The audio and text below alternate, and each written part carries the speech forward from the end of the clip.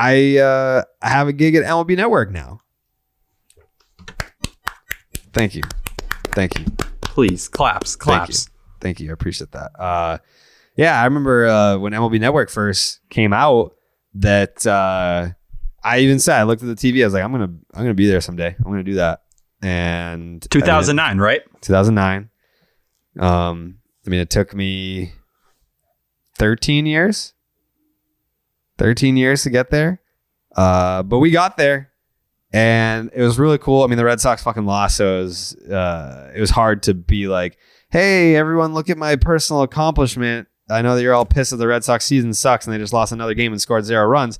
But yeah, I mean, I wanted to take a little second to appreciate the journey. I don't normally do stuff like that. Normally when if I do something that's cool, I'll just keep it moving because I'm trying to like not lose the forward progress. So I'm not a big sit and reflect on things guy, but today was really cool because I have always wanted to end up at MLB Network. I know that like that wasn't something that would have happened at my old job. There was kind of like some conversations about maybe letting me do it, but like probably not, but like maybe. So I don't know I don't know if I still would have ended up there. So, I mean, it's one of those things where everything happens for a reason. You know, I'm at DraftKings now and I'm very happy to be here. But yeah, the whole ending up at MLB Network thing was one of those boxes that I felt like not only did I always want to check, but would have felt very unfulfilled in my career if I never did. I know you guys are huge wrestling fans. It's kind of like if you just never main evented WrestleMania or something like that. Like that's like what CM Punk talked about. He's like, yeah, like I've won this title, I've won that title, I've won Money in the Bank, but I've never main evented a WrestleMania. And it was like a very unfulfilling thing for him. And I'm not saying that like that, like I don't even know what the equivalent for me would be to like main event WrestleMania, quote unquote. But getting to MLB Network and doing the show, I mean, like my whole career path has prepared me for that, so that like I didn't audition. And I mean, I don't really like to rewatch my stuff, so I don't really know how I did, but Jake said that I looked like I fit. And I kind of owe that to Comcast / NBC Sports Boston.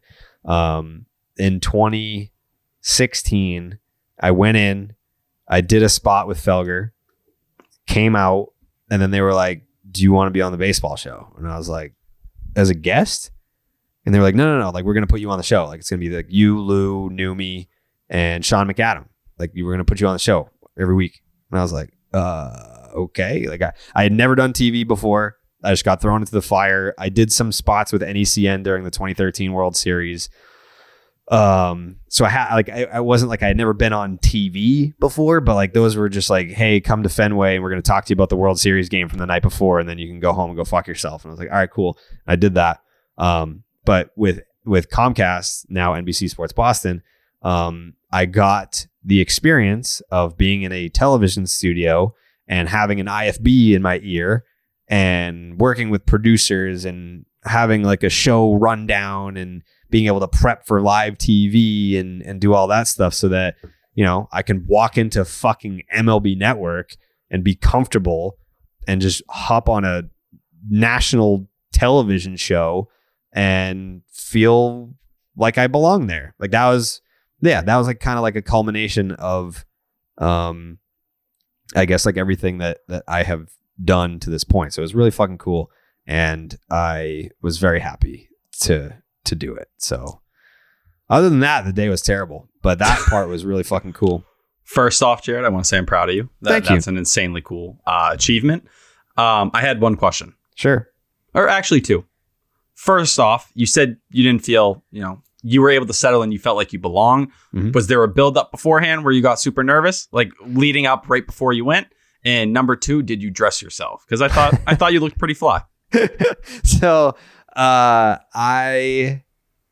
the way that my brain works is that I don't get nervous for things until they happen. And we did Baseball is Dead this morning.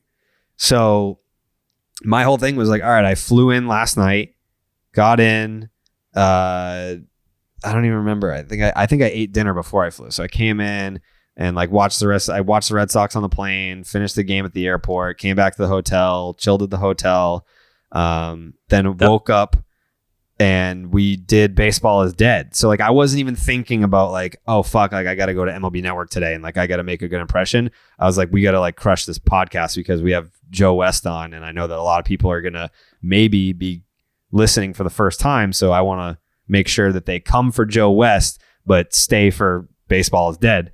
So did that at 10 a.m. And then we had like a show prep Zoom at noon where we talked about what we were going to talk about. I did a little research based on the rundown, took an Uber over there at like 1:30. And I had been there before because I interviewed D-Row during the playoffs in 2019. So it wasn't like walking into a brand new space. Like I had been in there before. I knew a bunch of the people, like Keith, I knew from Yankee Twitter. Scruggs, I met him at the All-Star game in Denver. And Lauren and I have been friends for like almost a year now, but we had never met in person. But like, it's fucking 2022. Like when you see people on like TV and FaceTime or whatever else, like it feels like you've met them. So it's not really like, oh my God, nice to meet you. So I was comfortable with like the people that I was working with on the show. But yeah, like I just kind of walked around and met people, and it was really cool. Like they were like I felt very welcomed there, which I don't know. I mean, like that's not, it's cool. And I guess like it means a lot, but it's not important to me. Like there's plenty of places that I've gone where like I didn't feel welcome, and it's like, I'm still going to do my thing. Like whether you want me here or not, like I'm still going to do my thing. But that vibe did not exist there at all. They were all just like super fucking nice and complimentary, and yeah, it was top notch. So yeah, I guess like I think it was 2011. The clip is Adrian Gonzalez at the plate, and it's Red Sox Yankees. Bob Costas is on the broadcast, and MLB Network like came to my house, my mom's basement, and they like shot this like mini, not like a doc, but it was just like kind of like a little like bio on me or something like that, and they ran it during like Wednesday Night Baseball on MLB Network or something. So it was like a really cool like full circle moment to be like, yeah, like I was stoked. Like I was like, oh my fucking God, I'm getting like this little thing on MLB Network, and I was 22 at the time. So to kind of stick with it for a decade later and kind of get the call up to actually be wanted on the air was just a whole different type of feeling of like accomplishment. And I don't like I'm not the person to like celebrate personal successes. I'm always just like I compare it to like if you're playing like Mortal Kombat, right? And the fucking health bar is at the top. I always feel like the health is like gradually decreasing, and then if I ever do something good, it like bumps up a little bit. So it's like, all right, I bought myself some life. Like that's how I feel about like successes in life, is like, all right, I bought myself a little bit of life so I can like at least stay alive and keep playing the game. But this one felt different. Like going to DraftKings felt different. Like it feels like you're no longer looking at it as if I'm just trying to keep my head above water. It's like, no, like I'm the boss character, and I'm not like, this is where I play. This is my house. Yeah. Yeah. It definitely felt like, yeah, it felt different. It's like you've actually worked your fucking balls off for literally half of your time alive. Like I started my blog when I was 16, and then New Year's Day was the 16-year anniversary.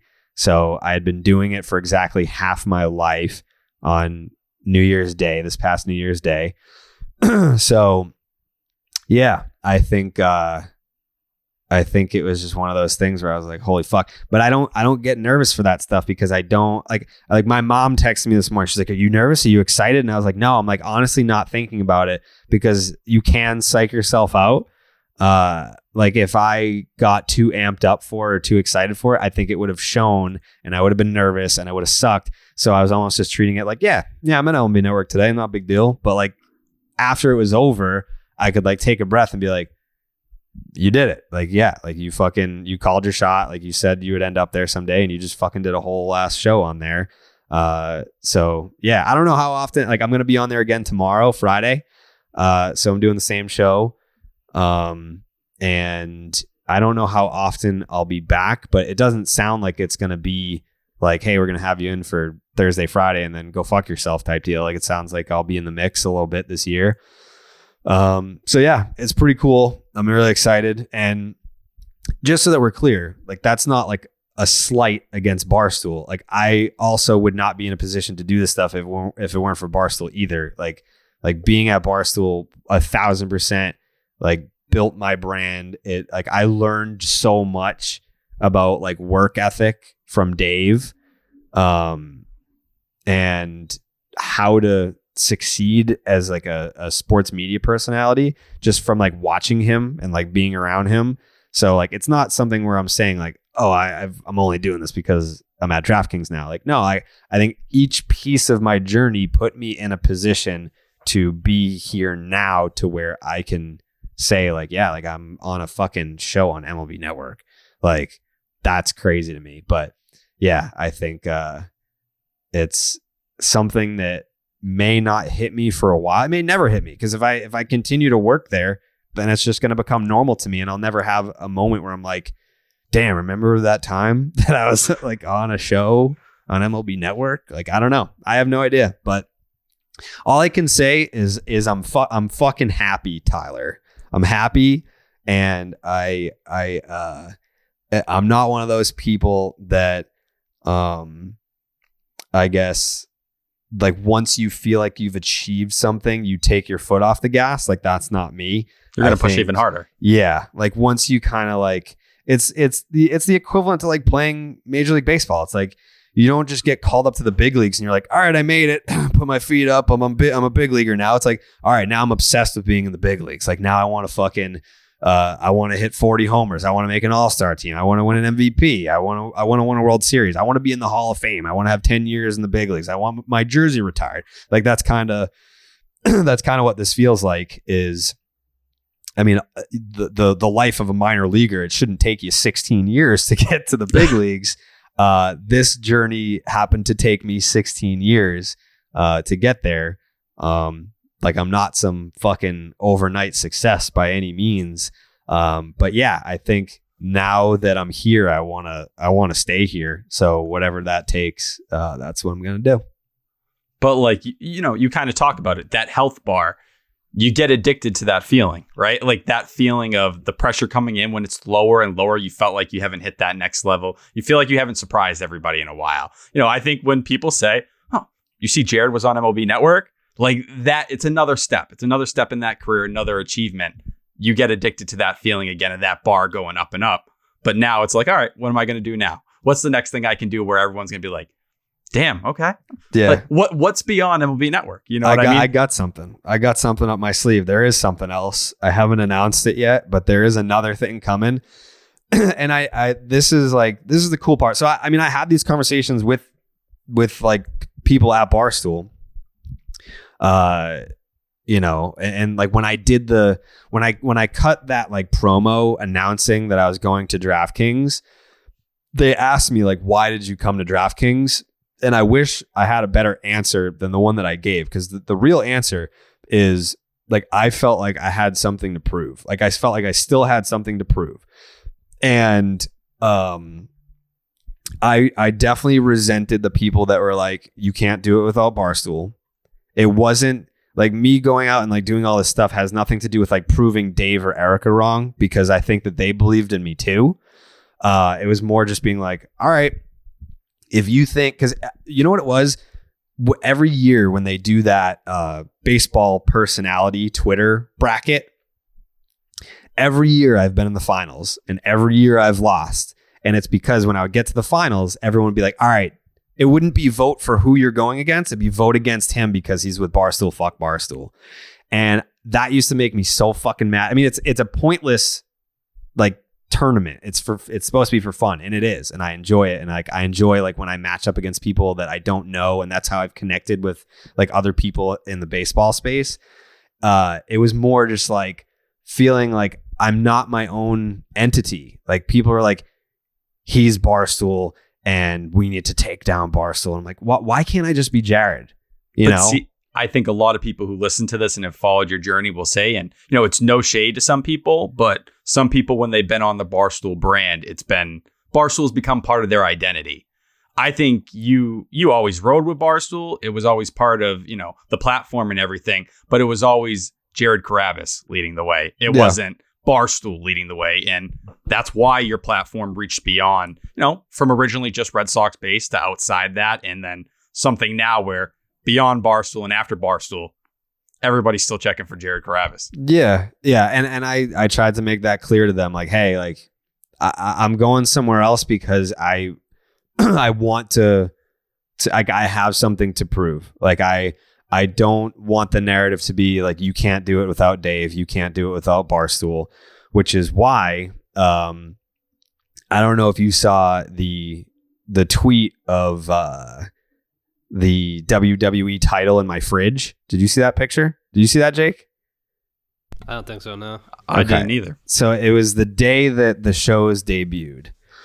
And this is a Boondock Saints reference. The symbology behind that picture was so CM Punk, who like I idolize, and like I give him credit for like shaping like the Rocket character of just being like this like in your face and whatever. Like I drew a lot of inspiration from CM Punk.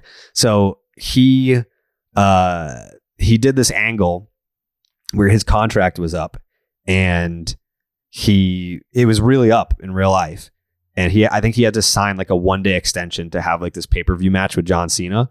And the whole angle was like, they were in Chicago, and he was like, I'm going to win the title, and then I'm going to leave the company. Like I'm like in your face type deal. So he won the title and escaped through the crowd in Chicago where he lives, went like up the stairs through the concourse and escaped and went to where he lives in Chicago. And he was like, I didn't know what to do with the title, so I just put it in my fridge and took a picture of it. So I have a WWE title at my house, and the day that the new podcast came out, I put my WWE title in my fridge and took a picture of it because Baseball is Dead debuted at number 1, and this podcast debuted at number 2. So that was my way of saying like, yeah, like I left to prove that like I can do this on my own type deal. I mean, obviously like I'm doing it with you guys for sure, but like I definitely wanted to prove like, you know, to the people that were like, well, you can't do it without Barstool. You're beyond the platform. It's not even saying like I'm better than that. Like it's not that. It was just like I had to prove it to myself more so than like people that were doubting if I could do it on my own type deal. And yeah, well, you're young enough. And I explained that to them and they understood. They were like, yeah, you know, like they even said like, yeah, we believe in you. Like it was not a bitter conversation. It was a supportive conversation. So yeah, I guess that's why, I don't know, for like the first time in a long time in my career, I actually felt accomplished instead of chasing something for so long. Cause you always want to know, like, is it me? Is it the Barstool branding and backing? Is that why people like this stuff? And, you know, to find out that people like you for you, that's a pretty good fucking feeling. So that's where I'm at tonight.